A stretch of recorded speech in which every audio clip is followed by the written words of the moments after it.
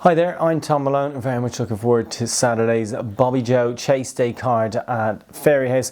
Brilliant last year, produced two subsequent Cheltenham winners, and we get things underway at 1:10 with the Norman Colfer winning fair juvenile hurdle. Of course, saw the Triumph Hurdle winner last year and Burning Victory take the spoils, but this is intriguing too, obviously, for Willie Mullins. That could be very much anything, including Far Out and Tax for Max. That one, €200,000 acquisition from Germany, who was last seen competing in a Group 1 on the flat over there. So fascinating amount of Paul Townend. But the most obvious chance here goes to the Gordon Elliott trained Tia Hoopo, who was a somewhat fortunate winner when last seen over course and distance. Carries a penalty for that win last time out, but you'd fancy Tia Hoopo to oblige in the opening race of the afternoon.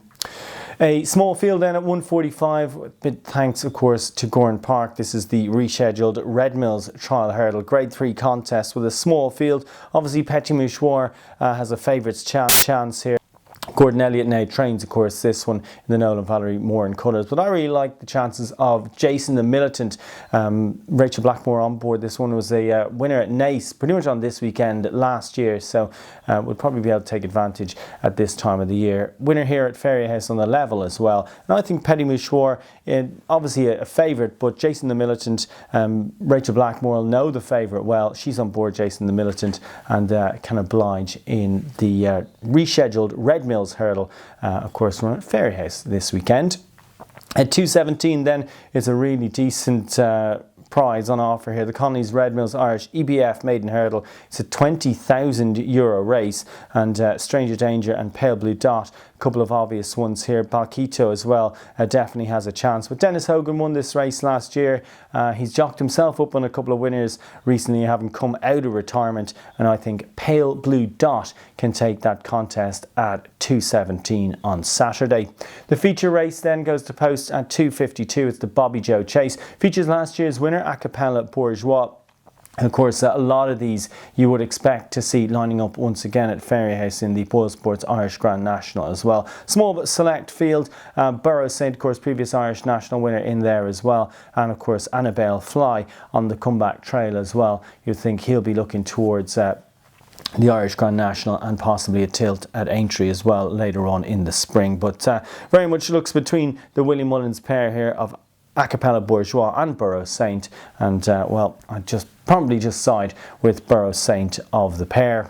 Then at 25 we got a Novice Chase over 3 miles and a furlong, and the obvious one here, who's a winner at Fairyhouse when last seen, trained by Joseph O'Brien, is Tune Gay, of course featured in the Paddy Power Chase at Leopardstown his previous run. Put that experience to good use. Looks a thoroughly dour stare, and the step up in trip can do him the world of good. So Tune Gaya there, the mount of Rachel Blackmore, expecting her to have a good day at Fairyhouse on Saturday.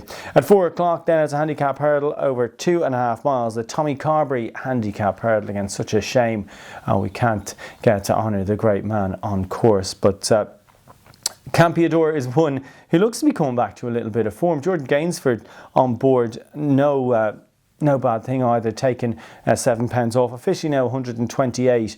Campeador, who bounced back to a bit of form at Navan last time out, of course, once upon a time rated 152, so he is coming down the weights all the time, and he definitely has a chance here. But the one that's bang in form is Visionarian.